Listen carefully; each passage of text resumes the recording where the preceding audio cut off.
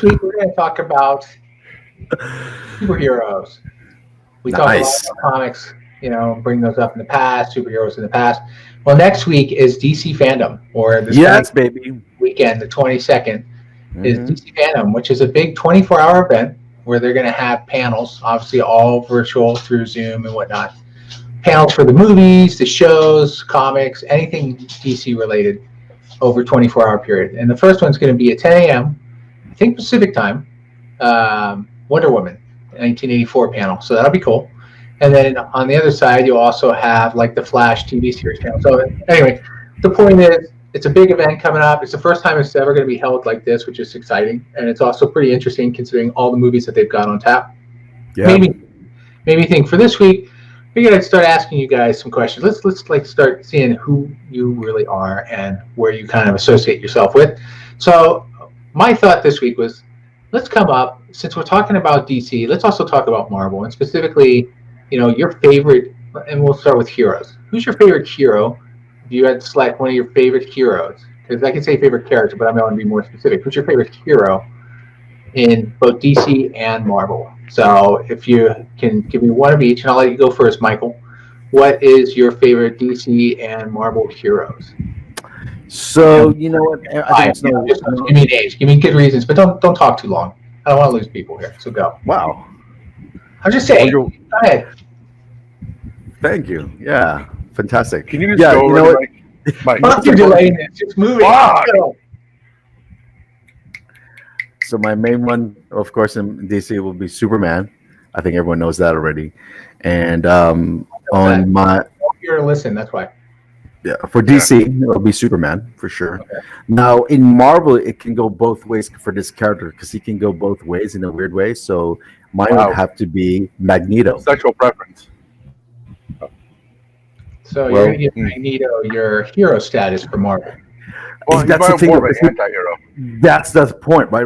That's why I like him, because he's in that in-between stage. That's why it's kind of hard for me to decide, like, what area do I want him to either be, the anti-hero, the hero, or whatever, right? So, but we could go back to the other ones too, who I definitely like in Marvel as well. But Superman and Magneto for sure. Interesting, nice. How about you, Len? Who are your two heroes for Marvel and DC?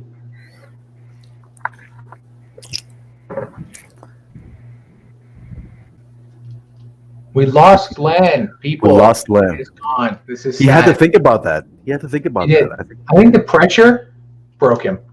It's as simple I think as you're right. I think you're right. And I think he was conflicted. That's an understatement. I mean, he stalled. He was stalling big time. Technical difficulties, my ass. So we'll see when he comes back.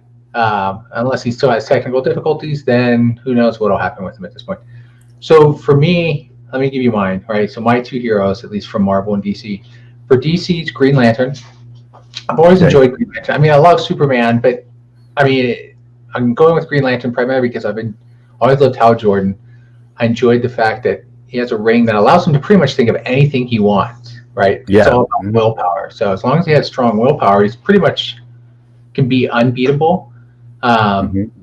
I mean, yeah, he doesn't have super strength or whatnot, but he can do whatever he wants with the ring. And then for Marvel, this one's interesting because I think to your point, there are some anti-heroes, but for me, probably the big one has always been Spider-Man. Interesting.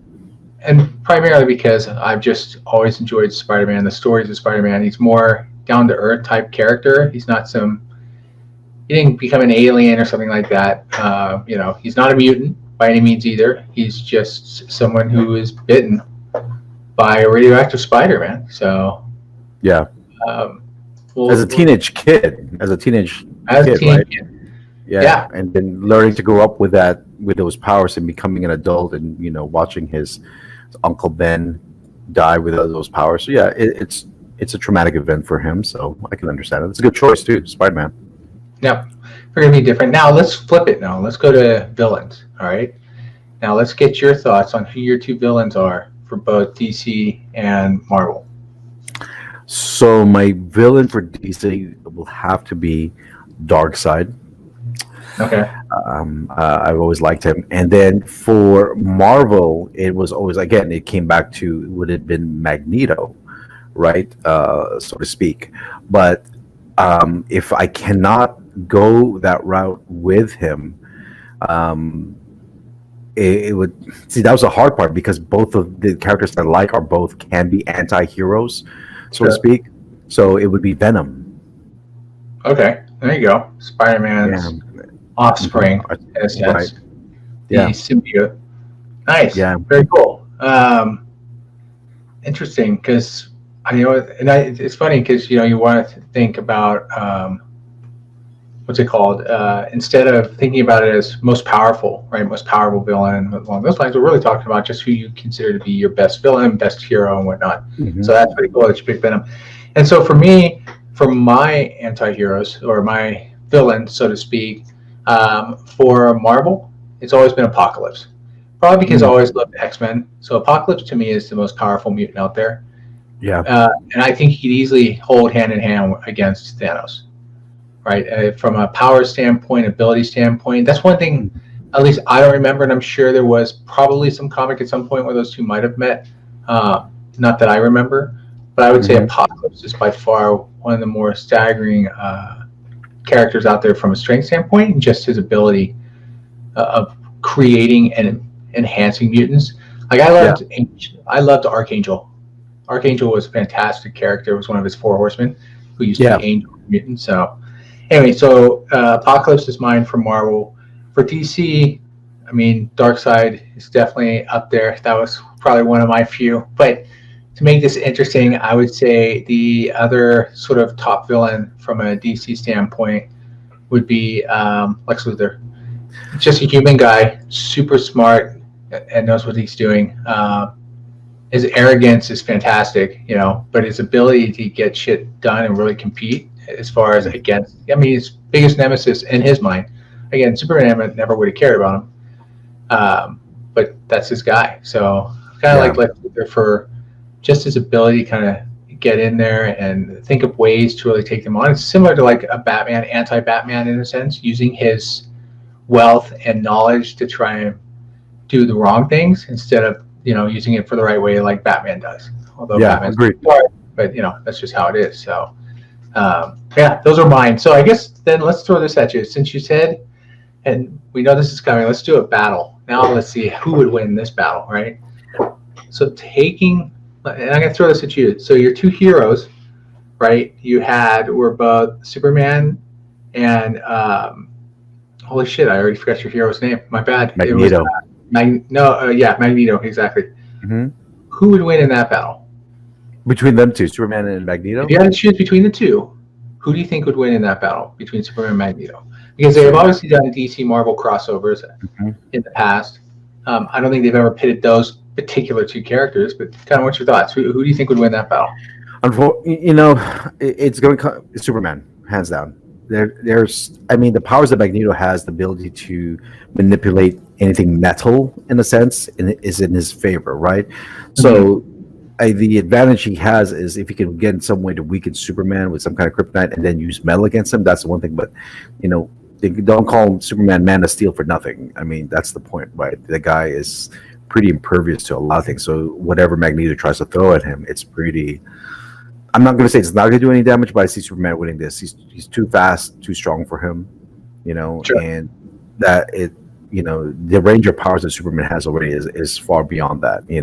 Magneto will be able to last because he could probably protect himself with a magnetic shield. Takes Superman some time, but after all, there's only so much you could do to withstand the power of someone like Superman. So I would have to give it to Superman at this point. Nice. Oh, and we got Len back. Let me bring that guy back into the room. He's ready to go. There you go. Len. Welcome back, buddy. Macs never break. They never have issues. They can work for like 20 years and never have any problems. They're fantastic computers for certain things. No. Like what? So let's jump back. Mike just gave us a nice rundown of at least why he feels his two heroes who would win that battle. In case you didn't know, his two heroes again were Superman and Magneto. So you gave a rundown there. So I'd like to get your thoughts, Len. First off, we didn't get your DC hero. Who's your DC hero? Hal Jordan. Okay, so you have Green Lantern as well. Green Lantern. Yeah. Nice. Yeah. That's who I went as well. You said Green Lantern? I did, but since I didn't hear you, we both doubled up. There we go. So then, let me flip it around for your villains. Who's your villains for Marvel and DC? I don't really know. I mean, there's the obvious Joker for DC. I mean, I think he's the easy one just because it's kind of who everybody defaults to. Yeah, I don't really know about my villains for Marvel. I mean, there's like Doc Ock. Doctor Doom, Doc Ock. Yeah. Doc Ock. Victor Von Doom, obviously, is his name. Victor Von, but actually both of them, I would say, but I think Doc Ock would, just because of the intelligence that he has, and a lot of times you don't really see him as evil per se, but he. Anyway, yeah, but yeah, I would say I just don't really have big fans of villains for some reason. Got it. Well, so just so you know, Mike's villains were basically Darkseid for DC and Venom for Marvel, which is a nice one. And then, of course, I went with both Apocalypse for Marvel, obviously from the mutant standpoint, and then Lex Luthor for DC. Primarily, same concept. Like I told Mike, I look at him as sort of the bad Bruce Wayne. Super rich, super smart, but he goes about it in the wrong way, whereas Bruce Wayne as Batman goes in a different realm. So both are super intelligent in a sense. So I was just asking Mike sort of his comparison. So let me throw this at you, Len. If you had to pick between Punisher and Green Lantern, who do you think's going to win that battle, pal? Let me think. Green Lantern might have an edge. Yeah, I mean, Punisher just, I mean, I like the character. I know that he's not the strongest by far.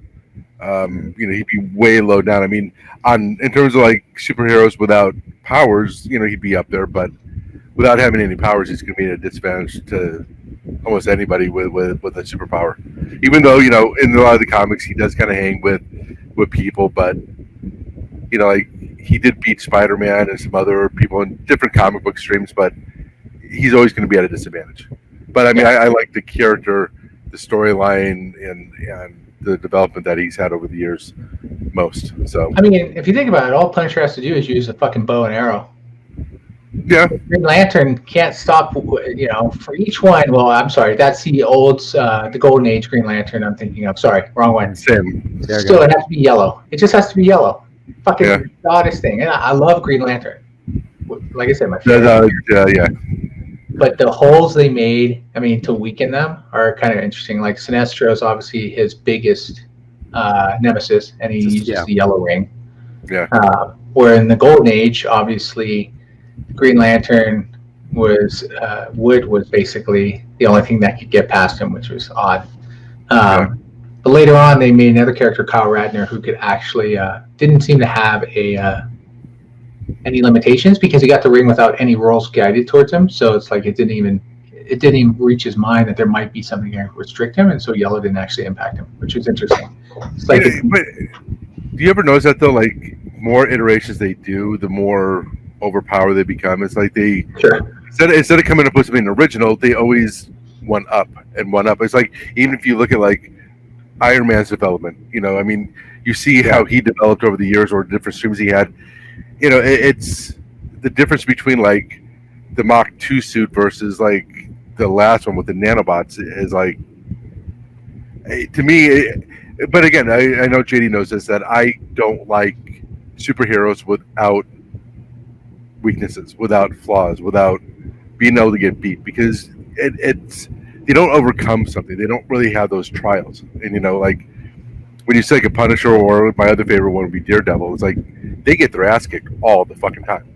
They lose, not more often than not, but they lose quite a bit. Or when they go into something, it's not like, oh well, my suit will save me, or it's not just using this super, like sometimes the intelligence game, even for somebody like Doc Ock or whatever, is like it goes so far over the top that it's like, well, they're unbeatable in a way based upon their intelligence or whatever. So for me, just saying who's stronger when, I that would never play into like why I would actually follow a superhero. Again, it's like the Hal Jordan. There's a story behind it. There's who he was before he became Green Lantern and all the development that he had throughout the years. So yeah, I think people always play up that whole thing. Well, this person can kick this person's ass. It's like, well, then you have the Immortals. You have all these people who are like basically God in a way, or like a demigod, or basically at that level.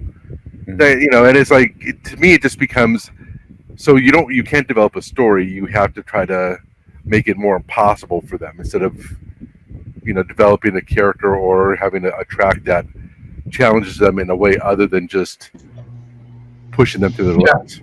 Yeah. No, I agree. I mean, there has to be limits, but then you also have to look at tiers, right? There's tiered heroes.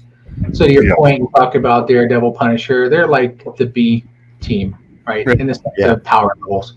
So they're going to always sort of they're the ones you want to read because they're local, right? I'd probably put them even lower than B. Yeah, well, they're the on the ground, on the streets type characters. I think Spider-Man's the only one that kind of exceeds that expectation, just because his power level is much greater than those. Yeah. But to your point, and so I'd even say DC has similars, right? Yep. I mean, there's plenty of them out there on the DC side, but they focus Who do you think has more? Lower end characters. Yeah, I mean, or more like the Punisher. Super powered. Yeah, less super powered. I mean, you have DC has Nightwing, has Deadshot, has a few others that are similar to like a Punisher. Yeah. They don't have any special abilities per se. Maybe they have the skills that they've honed over time. So they're more hand-to-hand, more using tools and whatnot on that end. Whereas the superheroes, and let's just talk about the home-based, earthbound heroes, because obviously you have heroes from Captain Marvel, other ones that exist as well. Superman's even not Earth, even though he grew up on Earth, he isn't from Earth per se. Right. That's where the mutants from Marvel are a big one, right? That's the key where that skill set, or even on DC side, even Green Lantern got his ability from a ring from outside of the Earth, off the planet. I think the two characters right off the bat for the big five, or the initial five for Justice League, was really Aquaman, obviously, and Namor is his alternate in Marvel, and then Wonder Woman. Wonder Woman's also another one that's upper Earth, so to speak. Yeah. So, but they have smaller characters. But I think you're right. I mean, everybody has to have some sort of what's called some way of being defeated. Otherwise, it's just too easy. Thanks for watching our latest video. If you liked it, make sure to subscribe below and also share it with friends.